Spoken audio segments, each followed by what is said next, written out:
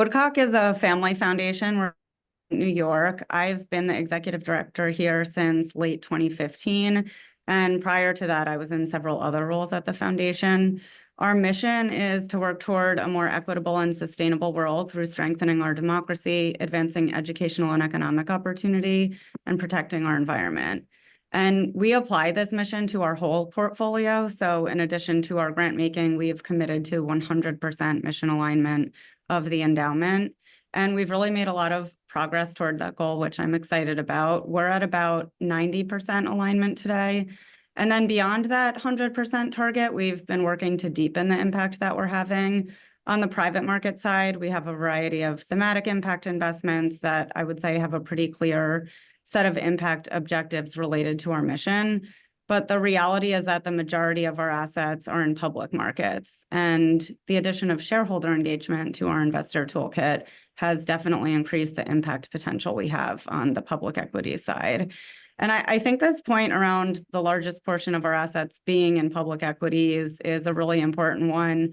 Public markets overall are estimated to be, I think, more than 10 times the size of the private markets. And it's pretty typical for foundations to have their largest allocation in public equities as well as for other types of asset owners. So if we're not activating all of our tools for impact here, then we're really leaving quite a lot of money and quite a lot of opportunity on the table. So that's one of the things that makes me most excited about this tool. And then within, the public equities toolkit of impact strategies, there's also a conversation about divestment and engagement and sometimes some tension between those strategies that I wanted to comment on. The divestment side of it is really excluding investments in certain industries and choosing not to own them at all. And then the engagement side is having dialogue with corporate leadership, voting your proxies, taking other actions to reduce the harmful practices and advance more sustainable practices that companies are engaged in.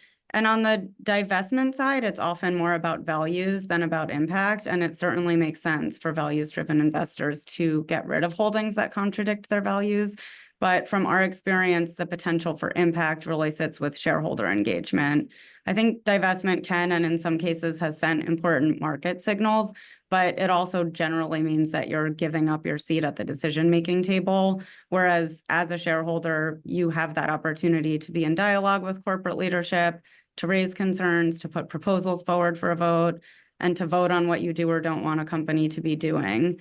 And the changes that shareholders can spur are often incremental. And I want to acknowledge that because sometimes when we look at impact, it looks kind of small compared to other things we get excited about. But given the size of many public companies and the way that shareholder wins build on each other, these successes overall really do contribute to pretty meaningful change.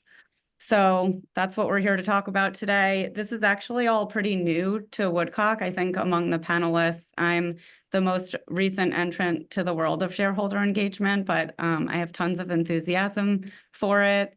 Our investment policy statement at Woodcock at this point, which is available on our website if anyone would like to look at it, does include both divestment and engagement as strategies.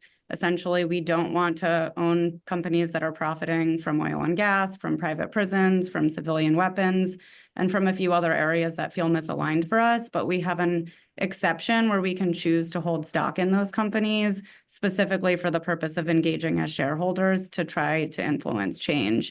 And I know we'll get into the process of shareholder engagement and all of our roles a bit more during the panel.